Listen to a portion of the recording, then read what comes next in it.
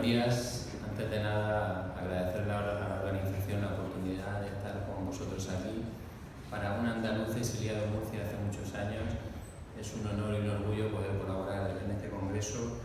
Y bueno, dado el trasfondo de la mesa, me he visto obligado a los americanos a poner mis conflictos de intereses, y vamos a continuar con un formato cinematográfico. Y evidentemente el escenario no puede ser otro que la cascada de la coagulación, donde actúan los nuevos anticoagulantes con sus dianas a día de hoy ya sabida por todos. Y sabéis que el Oscar al mejor anticoagulante, el anticoagulante ideal, es aquel que es eficaz, seguro, cómodo y barato. Cuando presentamos a nuestro protagonista, pues no puedo pasar sin presentar a los clásicos. El señor Sean Connery, que representa en su versión más rústica a la heparina no fraccionada y en su versión más refinada a la heparina de bajo peso molecular. El señor Sean Connery pues, nació en Edimburgo en 1930, año un poco del descubrimiento de la heparina, y luego pues, fue ganador de un Oscar al mejor actor secundario por Los Intocables de Lyonés en 1988, década donde eclosionaron las heparinas de bajo peso molecular. Por otro lado tenemos a Clint Eastwood, que encarna las antivitaminas K. El señor Clint Eastwood nació en 1930 también en San Francisco, y su primera película fue en 1955, que es el año que se autorizó el uso en humanos de la warfarina. Y al igual que el síndrome a la vejez viruela, se le han reconocido sus méritos y a día de hoy es ganador de 5 premios Oscar. Y luego vienen los jóvenes actores que entraron posteriormente. Yo lo he bautizado como Gatranes y Saldañas, y cuyo futuro parece más parecido al de Daniel Radcliffe que al señor Macaulay Culkin, y esperemos que sea así siempre. Las virtudes de nuestros nuevos protagonistas pues, han ido publicando en el New England, desde el estudio Relay de la Vigatran en el 2009 hasta el último estudio del Hokusai de Ledosaban. Pero no vamos a hablar ni de ensayos clínicos ni de virtudes de estos fármacos, sino que vamos a hablar de las novedades en el campo de la anticoagulación oral en el último año.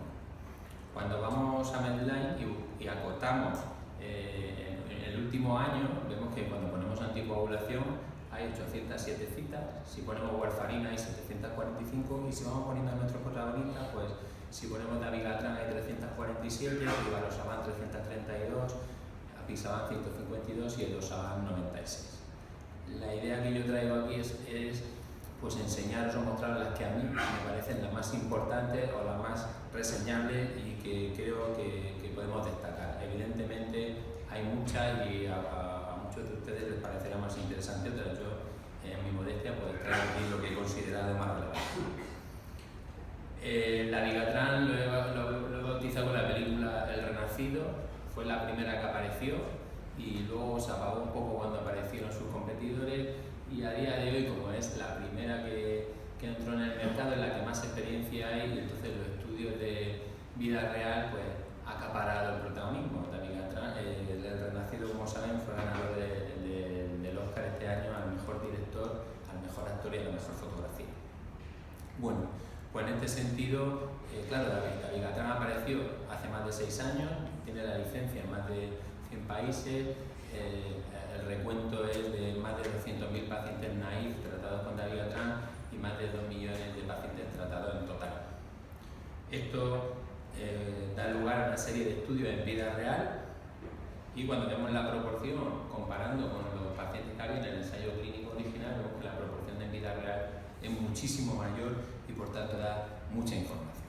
En este sentido nos vamos a centrar al estudio del último año, que es el que yo quiero destacar, que es el estudio que se publicó en Circulation en 2015, que es el estudio Medicare. Como saben, el estudio Medicare es como el sistema, la seguridad social norteamericana, salvando las diferencias, que cubre a los mayores de 65 años y a los menores de 65 con insuficiencia renal, diálisis, cáncer, etc. Dentro de las peculiaridades del Medicare, evidentemente, pues esto es la destaca que es un estudio independiente que encargó la FDA. Bueno, pues se incluyeron 134.000 pacientes diagnosticados de fibrilación auricular no valvular, mayores de 65 años y que eran vírgenes de tratamiento anticoagulante, y entre ellos pues, había 67.000 pacientes con dabigatran, 56.000 con la dosis de 150 y 10.000 con la dosis de 75, que saben que está aprobada en Estados Unidos pero no en nuestro país.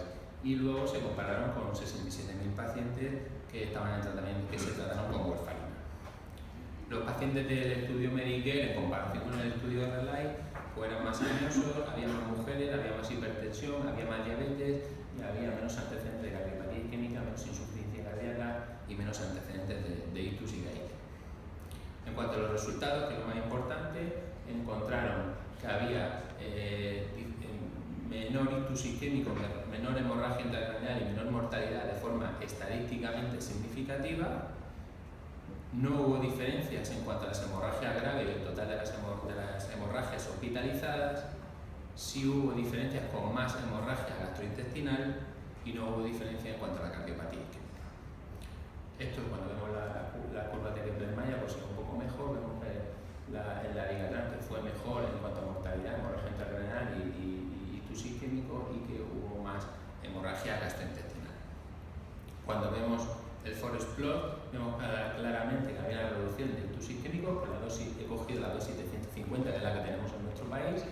Había una reducción del 24% de mortalidad y había una reducción del 70% de hemorragia intracraneal. Y existía mayor hemorragia gastrointestinal grave, que se igualaba si cogíamos a los subgrupos de mujeres de menos de 75 años o hombres de menos de 85 años. Cuando comparamos con gráficas el estudio original del ensayo clínico, el Relay, y el estudio Medicare, más o menos vemos que las gráficas son superponibles.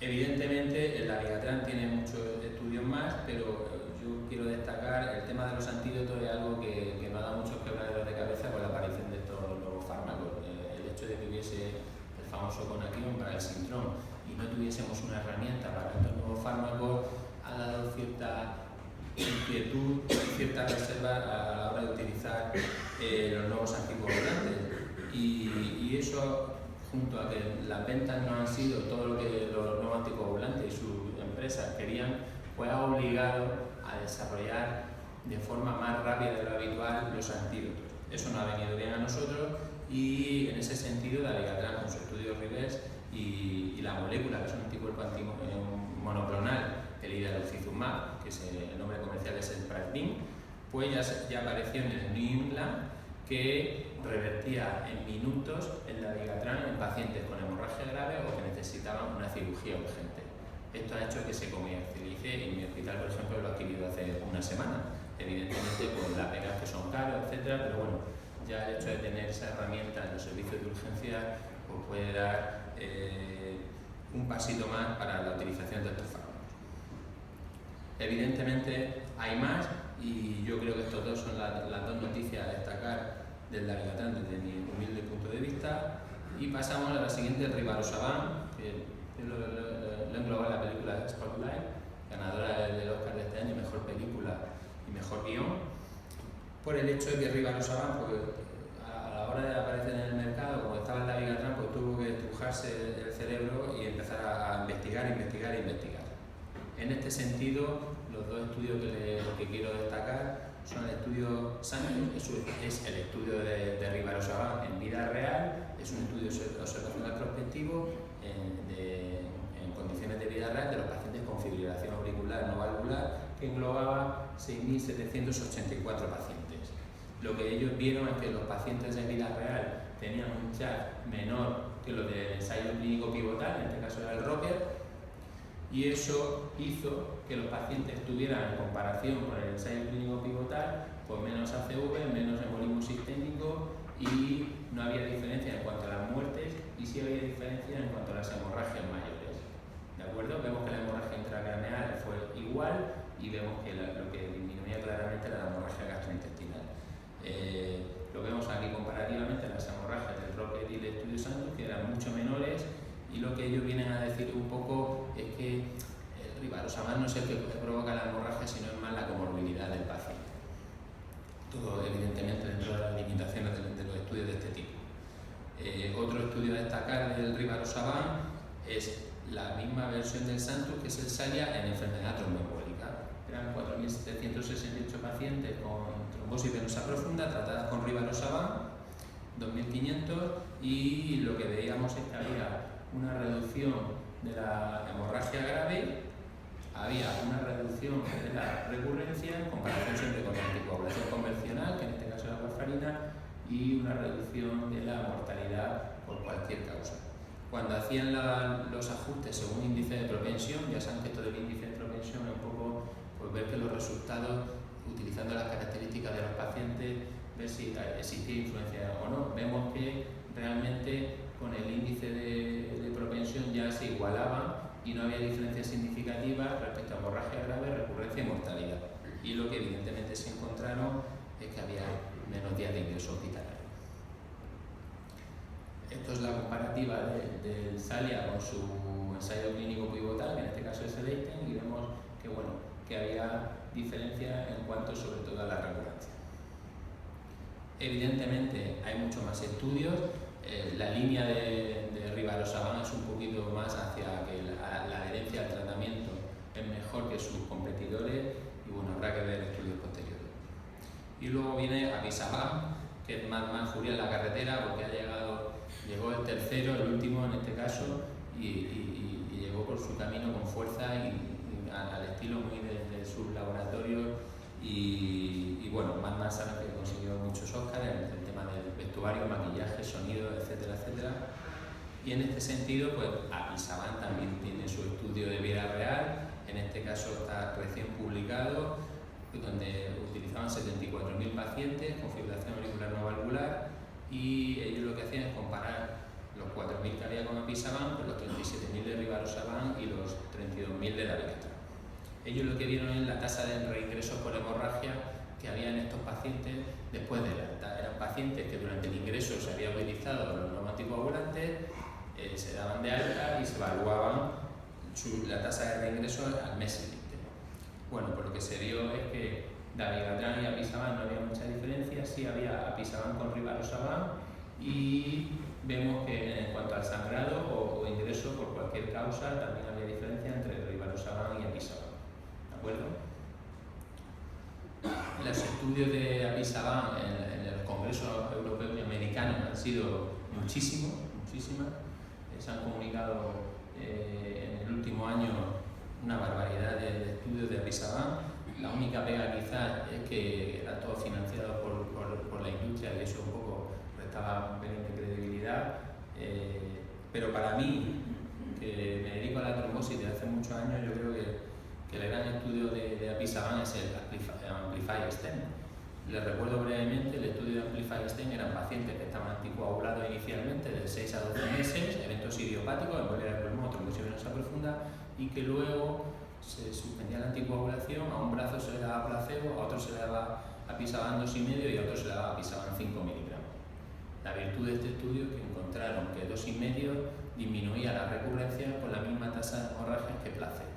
Para los clínicos que nos dedicamos a la embolia de pulmón y que cuando tenemos una embolia de pulmón idiopática pasa un año y vemos al paciente y tenemos que tomar la decisión de qué hacer, si retirarle la anticoagulación o no, pues este estudio de Apixaban para nosotros es una herramienta súper útil. A día de hoy tenemos la limitación de la financiación, pero para nosotros nos libra muchos dolores de cabeza. Bueno, pues en este sentido han seguido estudiando los resultados del Amplify-STEM, en este caso era la tasa de ingresos hospitalarios con este tratamiento y vieron que además de que se disminuían los reingresos hospitalarios, cuando había un reingreso la duración de la estancia media era mucho menor. Y luego ahora viene, del lejano oriente, viene Edosaban.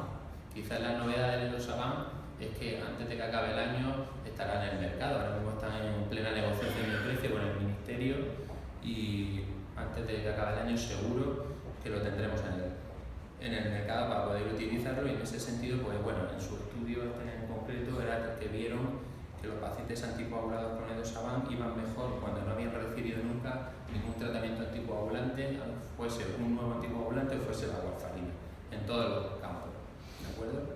Y en este sentido, pues aparte de sus pivotales del Edosaban, el EMPES y el Hokusai, en fibrilación auricular y enfermedad tromboembólica, pues bueno, hay muchos más estudios.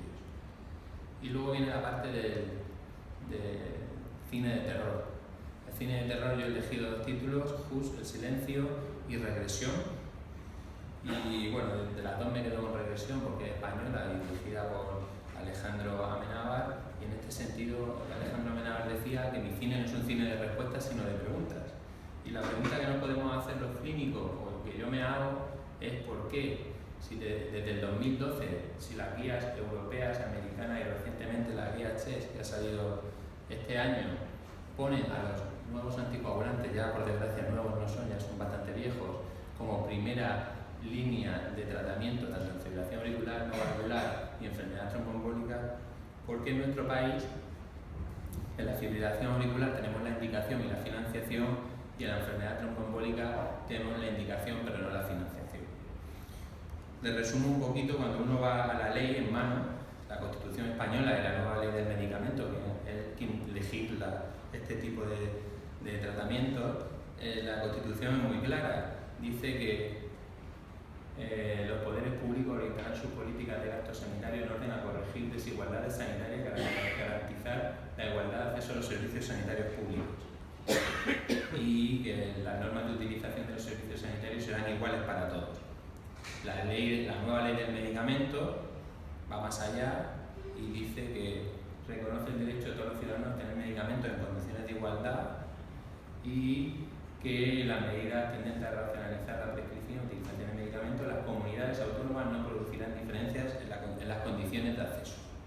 La ley es muy clara, pero a día de hoy tenemos la indicación para enfermedad tromboembólica aprobada desde diciembre del 2011 y somos el único país de la Comunidad Económica Europea donde no está financiada. Y en cuanto a la fibrilación auricular no valvular, vemos este mapa donde vemos la diferencia, por ejemplo, de prescripción en atención primaria, en vez de las comunidades autónomas donde sí, en rojo las que no. Y este cuadrito simplemente para que vean las diferencias en cuanto a prescripción de los nuevos anticoagulantes en fibrilación auricular no valvular, que es demencial y descabellada las que hay entre unas comunidades autónomas y otras. Hasta el punto que en un artículo de un país de tirada nacional en 2009 decía: un fármaco más eficaz para el corazón puede sustituir al Sintrón. A día de hoy ese mismo periódico, sus titulares son: más de 120.000 personas no reciben los anticoagulantes que necesitan. Nueva barrera en el acceso a los nuevos anticoagulantes. Lo que parecía que iba a ser que se iba a jubilar el Sintrón, pues los gerentes, burócratas y nuestros políticos pues no nos han dejado darle a nuestros pacientes el mejor tratamiento. Y el tumor Roland y el mañana, ¿qué ocurrirá en el mañana? Bueno, pues lo que viene es, espero que nuestros políticos se den cuenta con los distintos estudios que los nuevos anticoagulantes son coste efectivo y por tanto se debe financiar. Esperamos los estudios de comparativa directa con estudios no financiados que nos den un poquito más de luz en este sentido y que encontremos el hueco para cada uno de los fármacos. Es decir, que creo que hay que individualizar y que cada uno de nuestros pacientes pues el perfil será mejor para un tratamiento o para otro. Y ojo, hace una semana en el New England apareció este estudio de tromboprofilaxis extendida con betrisaban. Es decir, si no lo teníamos claro con 4, por ahora llega otro más. Y como conclusiones, la película Final del túnel: los NACos son una realidad, ya no son NACos, ya son viejos. Los resultados en el mundo real son iguales, similares o mejores que los ensayos clínicos. Son eficaces y seguros, son coste efectivos. Por desgracia estamos a la cola de Europa en cuanto a su utilización, y Dabigatran ya tiene un antídoto, y esto yo creo que da pie a que sus competidores también saquen su antídoto